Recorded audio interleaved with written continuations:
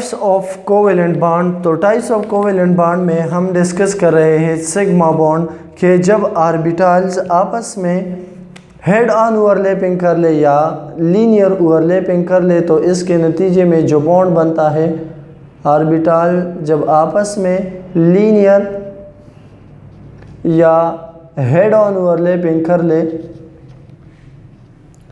तो इसके नतीजे में जो बॉन्ड बनता है उसे हम कहते हैं सिग्मा बॉन्ड। ठीक है, अब ये जो लीनियर ओवरलैपिंग है इसकी तीन पॉसिबिलिटी है।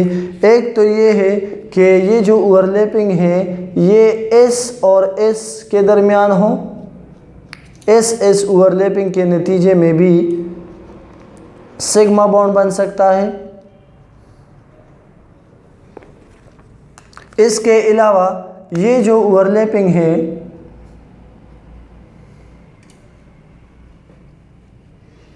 ये ओवरलैपिंग एस और पी ऑर्बिटल ओवरलैपिंग अगर हो जाए तो इससे भी सिग्मा बॉन्ड बन सकता है। और इसी तरह से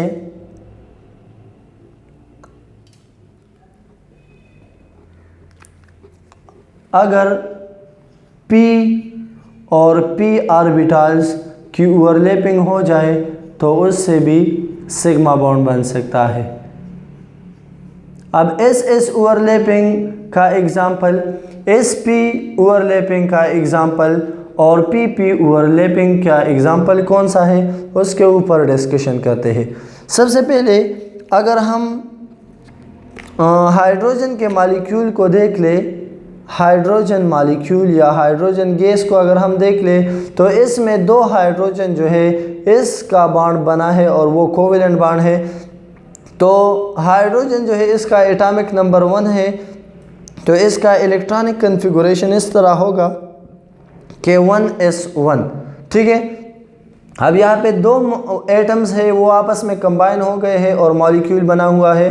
तो फॉर एग्जांपल ये 1s1 में ड्रा कर लेता हूँ तो ये क्या है, इस तरह से ये s ऑर्बिटल है और ये s ऑर्बिटल किसका है, ये एक हाइड्रोजन एटम का है। इसी तरह से दूसरा हाइड्रोजन एटम है, ठीक है, और ये उसका s ऑर्बिटल है। अब इसमें भी एक इलेक्ट्रॉन है और एक इलेक्ट्रॉन इसमें है। तो according to the Pauli exclusion principle के क्या होगा, ये दोनों इलेक्ट्रॉनों के स्पिन अपोजिट होने चाहिए। और यही बात वैलेंस बॉन्ड थ्योरी में डिस्कस की गई है कि जब दो एटम के ऑर्बिटल आपस में ओवरलैपिंग करे तो उसका स्पिन जो है वो क्या होना चाहिए, अपोजिट होना चाहिए। तो ये एक हाइड्रोजन है और ये दूसरा हाइड्रोजन, ये दोनों इसके ऑर्बिटल से ये क्या हो जाएंगे, ये आपस में लीनियरली ओवरलैप करेंगे। तो ये एक ऑर्बिटल और इसी तरह से ये दूसरे का ऑर्बिटल ये क्या कर लेंगे, ये इसी तरह से ओवरलैप हो जाएंगे और बन जाएगा H2 मॉलिक्यूल। तो ये एक s ऑर्बिटल है, ये दूसरा। अब ये इसमें एक इलेक्ट्रॉन इस तरह से और एक इलेक्ट्रॉन इस तरह से। तो ये हमारे साथ क्या है, ये हमारे साथ एग्जाम्पल है एस एस ओवरलैपिंग का और यही ओवरलैपिंग H2 मॉलिक्यूल में होता है। अब हम डिस्कस करते हैं पी ओवरलैपिंग को कि पी ओवरलैपिंग का एस पी ओवरलैपिंग के एस पी ओवरलैपिंग कहाँ पे होती है। तो इसका जो एग्जांपल है हमारे साथ वो है HCl हाइड्रोक्लोरिक एसिड जो है, ठीक है। तो इसमें एस पी ओवरलैपिंग होता है। कैसे होता है, तो हाइड्रोजन का एटॉमिक नंबर है 1, तो इसमें एक इलेक्ट्रॉन होता है और वो इसका इलेक्ट्रॉनिक कन्फिगुरेशन है 1s1। क्लोरीन जो है, क्लोरीन में 17 इलेक्ट्रॉन्स होते हैं और इसका जो इलेक्ट्रॉनिक कन्फिगुरेशन है वो है 1s2, 2s2, 2p6, 3s2 और 3p5। तो 3p को मैं इस तरह एक्सटेंड फॉर्म में लिख लेता हूँ कि 3px, 3py और 3pz। तो दो इलेक्ट्रॉन इसमें हो जाएंगे और एक इलेक्ट्रॉन इसमें हो जाएगा। अब अगर हम देख ले तो according to the valence bond theory postulates कि वो ऑर्बिटल बॉन्डिंग में हिस्सा लेगा जिसके साथ लोन पेयर या अनपेयर इलेक्ट्रॉन होंगे, ठीक है। तो यहाँ पे अगर हम देखें तो ये 1 है, तो 1 का मतलब है कि ये अनपेयर इलेक्ट्रॉन है, और ये बाकी जो है 2 2 है तो ये पेयर ऑफ इलेक्ट्रॉन है, तो ये ऑर्बिटल बॉन्डिंग में हिस्सा नहीं लेंगे, और ये जिसका अनपेयर इलेक्ट्रॉन है pz ये बॉन्डिंग में हिस्सा लेगा।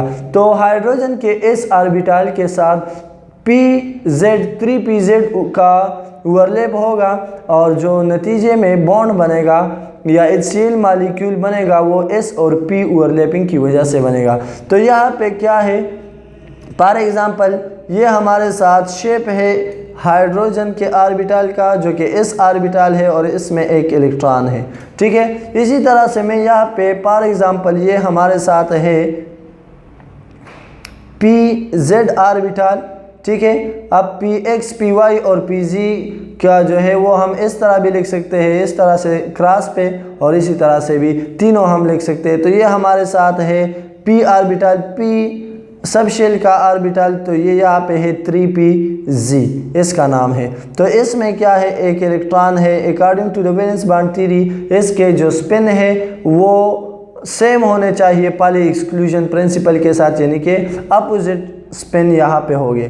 तो ये दोनों जब कंबाइन होते हैं तो ये फॉर एग्जांपल हमारे साथ है S ऑर्बिटल, और इसी तरह से ये हमारे साथ है 3pz ऑर्बिटल, ठीक है। तो ये किसका है, ये क्लोरीन का है। तो हाइड्रोजन और क्लोरीन जो है वो आपस में कंबाइन होके HCl बनाता है। तो ये यहाँ पे मैं HCl और यहाँ पे 2 इलेक्ट्रॉन, ये है इसका S और ये है P, तो S और P ओवरलैपिंग की वजह से यहाँ पे HCl बन गया। अब आखिरी यहाँ पे है PP ओवरलैपिंग, के PP का ओवरलैपिंग किस तरह से होता है। इसका जो एग्जांपल है वो है Cl2 Br2 F2 एट्सेट्रा, ये सारे इसके एग्जांपल है, ठीक है। अब यहाँ पे हम इस तरह से करते हैं कि हम F2 मॉलिक्यूल को लेते हैं, क्योंकि इसमें सिर्फ 9 इलेक्ट्रॉन होते हैं, तो ये हम इजीली और जल्दी से डिस्कस करेंगे। तो इसी तरह से इसका जो इलेक्ट्रॉनिक कन्फिगरेशन है ये है 1s2 और 2s2 2px 2py and 2pz, ये इसके ऑर्बिटल्स है, ठीक है। तो यहाँ पे 2 इलेक्ट्रॉन यहाँ पे और 1 इलेक्ट्रॉन यहाँ पे आ जाएगा, तो टोटल 9 इलेक्ट्रॉन हो गए। अब F2 जो है, F2 मॉलिक्यूल में क्या होते हैं, 2 F जो है वो आपस में कंबाइन होते हैं, ठीक है। यानी कि मैं इस एरो का साइड अगर इस तरफ पे कर लूँ कि 2 F जो है वो कंबाइन होकर हमारे साथ F2 मॉलिक्यूल बनाता है। तो हम यहाँ पे क्या करेंगे, इस एक F का ऑर्बिटल जो है ये यहाँ पे है pz, तो फॉर एग्जांपल मैं इस तरह से ये एक pz ड्रा कर लेता हूँ, और इसी तरह से ये दूसरा फ्लोरीन जो है उसमें भी इस तरह से एक सिंगल pz ऑर्बिटल होगा, तो मैं इसको इस तरह से ड्रा कर लेता हूँ, ठीक है। अब ये है एक का p ऑर्बिटल और दूसरे का p ऑर्बिटल, ये जब आपस में मिक्स हो जाते हैं तो ये ओवरलैप कर लेंगे इस तरह से। फॉर एग्जांपल अब ये हमारे साथ क्या है, F2, ये दोनों F कंबाइन हो गए और हमारे साथ क्या बन गया, F2। एक इलेक्ट्रॉन इसका इस तरफ और एक इसका इस तरफ, इसी तरह से वो रूल्स के मुताबिक इन दोनों के स्पिन जो है वो अपोजिट होंगे।